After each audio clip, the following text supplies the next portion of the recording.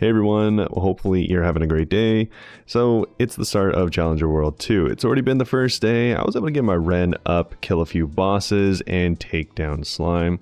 I wanted to make this video for a lot of the new players. I know there's still going to be a lot trickling in and rolling through, and I've already done Challenger World 1 before. If you want to see a full series of someone going from 0 all the way up to actual Challenger rank, I have a series, you can check that out. Or I'm going to be continuing the series with Ren coming up in just a few days here.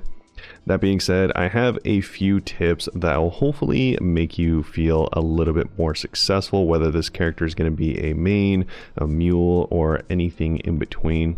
I feel like these 5 tips really helped keep me on track in both of my adventures and really made it so that, one, I didn't really get burnt out, and honestly, I just had a great time overall. So hopefully these will help you along the way, and I tried to make it so that these tips really are going to be something that you can use in the main game potentially, or you can use throughout your entire journey in Challenger World, so that if you are watching this a little bit later, maybe like a few weeks or even months into Challenge World 2, then it's still going to be applicable. These are just general broad things that I see throughout the community that people could definitely work on, whether it's something they know about, or maybe it's just me reminding them of stuff that they should maybe pay attention to. Hopefully they will help you out in your journey.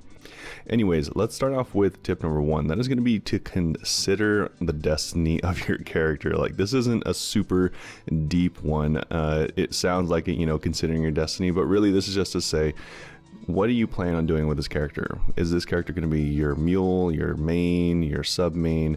And that really is just going to help manage your expectations going into this thing. So that means, are you just going to be hopping on to do an extra set of dailies? Because that is a super valid way to play this.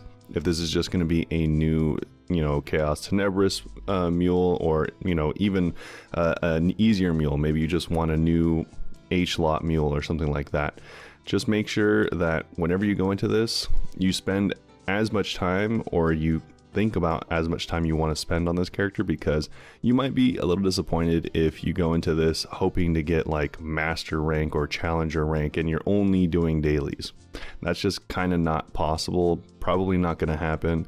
So don't get disappointed. Make sure to go in here knowing generally kind of what you're going to shoot for. Obviously this can always change if you're only doing dailies and you're like, I actually kind of enjoy this a lot. You can spend more time and then change those expectations as that goes. But whenever you first hop into here, try to manage your expectations, so 1, you don't get burned out, and 2, you don't get disappointed. So kind of going off of that, we have 2 is to get your daily started as soon as possible. So this is going to be talking about Arcane River dailies, the Sanctum dailies.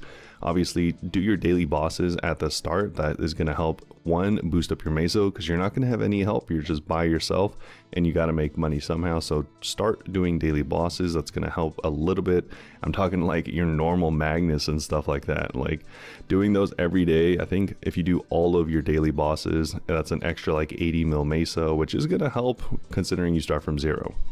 Also, we're going to have Monster Park. Make sure to level up the extra XP for that as soon as possible, because that goes all the way up now past 260, past Cernium. So you can actually do it all the way until, as far as you need to, which a lot of players I know are going to 280. So you're going to continue doing Monster Park well after 280.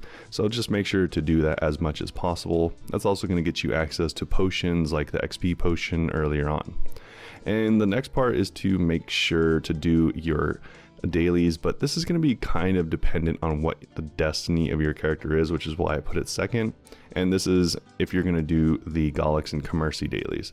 Like I said, you're probably going to want to do Gollux just because most characters want that, but for Commercy, that's really going to be dependent on your character. I know I regretted not doing Commercy earlier because I was trying to push bosses solo and I really wanted some nice gear. Obviously you can get really far with just the bossing accessories that they give you, but I wanted some better stuff because I was going against harder bosses and I needed some more stars because I was a new player and I really just needed all the damage I could get, and I really wanted extra items that I could potentially get to 22 in order to get some little boost of damage when I was going into the Chaos Tenebris bosses. So I wish I had started Golix or Commercy earlier, and also start Golix as soon as possible, because the superior set is going to be a huge damage boost once you get it unlocked. So working off that last one, I want to talk about bosses. So the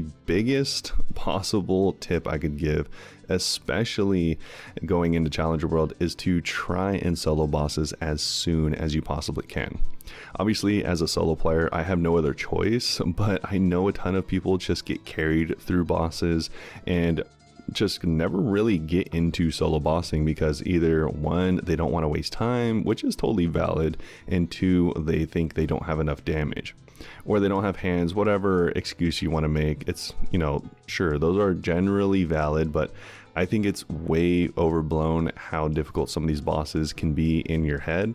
They're way easier, especially if you get them down once or twice. Then as soon as you understand the mechanics, what to watch out for, it makes it way easier going into it. And a lot of these bosses are the exact same on chaos or hard mode as they are on easy mode. So it really just makes it so that you're priming yourself for the harder versions of the bosses. This is going to make it so that whenever you do the harder versions, whether you're solo or in a group, it'll just be way easier. To give you some quick numbers, these aren't going to be exact numbers, just to give people quick numbers, because I know people are always wondering, do I even have the damage for this boss? Well, for CRA, if you have around 500,000 CP, you could probably do all of CRA. Low main, I'd recommend around 1 to 2 million CP to even start trying. Slime, you can get by with like 5 million, and then Lucid and Will, I'd recommend around 9 to 11 million. Obviously, these are all going to be ranges. Like I said, 5 million for Slime, but if you're 4 million, probably give it a try. You're going to find out within the first 10 minutes of that boss whether you can probably do it or not. And it really depends on if you want to min cut these bosses or if you want a more comfortable run. Feel free to spend, all I'm encouraging really is to spend 10 minutes in a boss. See if you can actually feasibly do it in like a 20-minute time frame, or in a time frame you're comfortable with. Or if it's just really not happening. If you do only 5% in the first 5 minutes, probably just not going to be good enough. But of course, obviously it's going to take some practice. So don't get discouraged right away if you're not doing a full 30% in the first 5 minutes. Maybe give it a few tries before you actually give up. But those are just general CP ranges that I find that my characters can do those in.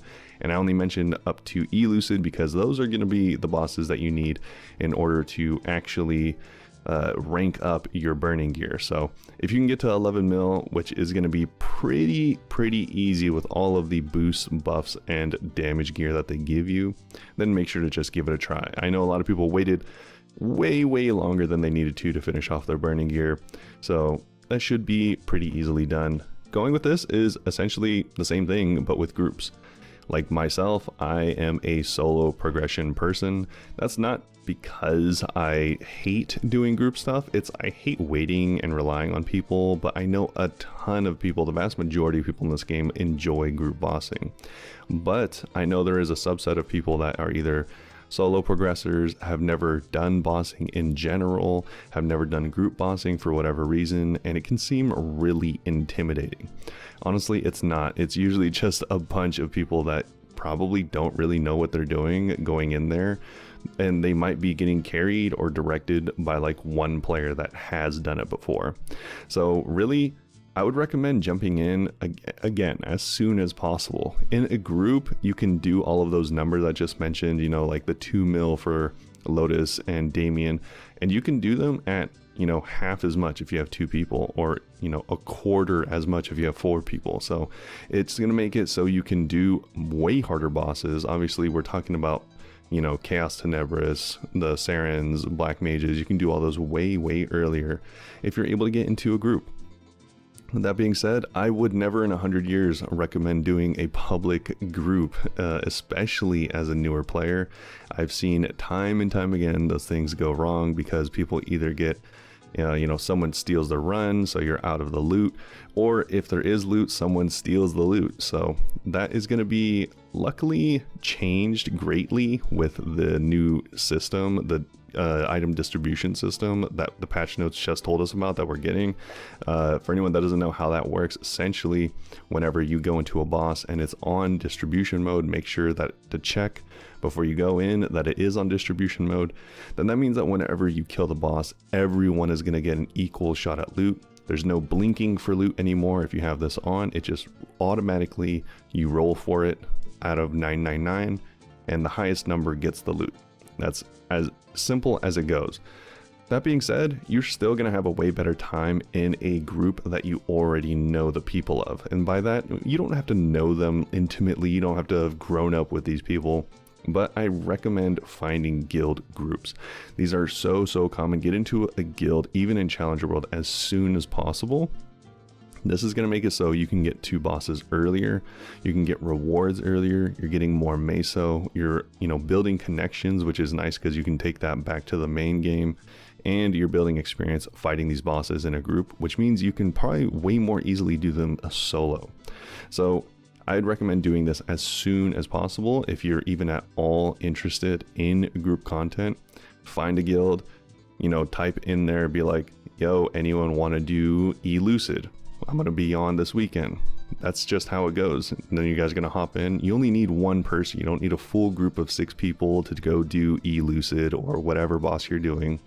I just recommend trying to get out there and, get in Discord if you can, and it'll be way better as far as a learning experience goes than doing like public or just not being in a Discord. And you can do that and type it out, but I just find it way more comfortable if I'm able to be like, what's going on here? Why am I dying? And someone's able to tell me right away. So for this 5th and final tip, I just want to make sure that everyone has the best and smoothest time in Challenger World 2. So to do that, I would highly recommend getting to bronze, but also really try to get to silver rank as soon as possible. This Challenger World is going to be a little bit different than the last one, because as soon as you reach bronze, you unlock a ton of extra damage because you get a damage boost. This is to help everyone progress into those later stages, as obviously there's a lot higher goals in Challenger World than Challenger World 1. So with Challenger World 2, once you get to silver rank, you get a ton of extra damage multipliers. You unlock your rings, which are going to be super important with boss progression. So just try to get to silver rank as soon as possible. Definitely try to get to bronze. That's going to be the break point for sure, but silver rank is going to be a huge unlock for a lot of people. If you're, not keen into doing the math, I did some very rough math. If you get your character to 265 and also take it to all of the bosses up to easy, Lucid, and Will, which is something that can easily be done within the first week of gameplay, then you are going to be in a great position, because you're going to be at right around 9,500 points, not including any logins, and you only need 10,000 points to get silver. At least that's what I could... From what I could tell, you only need 10,000 points, and that is going to be the unlocks for all of bronze and silver. You're going to get all the rewards from bronze and silver and the extra damage boost that I was talking about, which is just going to make all of the bosses, getting you into the Tenebris bosses. And then obviously you could party for the Chaos Tenebris bosses as soon as even week 2, which is going to be great. That's going to get you your Traces of Darkness, get you closer to your Genesis weapon as soon as you possibly can. So that's just to try and smooth out your Season 2 experience. And like I said, all of these tips are going to be pertinent for you all the way if you start from day 1 or if you start 2 months into the season. Hopefully all of these are going to make your experience quite a bit easier and more enjoyable, most of all. So hopefully this video might have helped you all. Good luck with the double maintenance time, and I hope you all have a great day.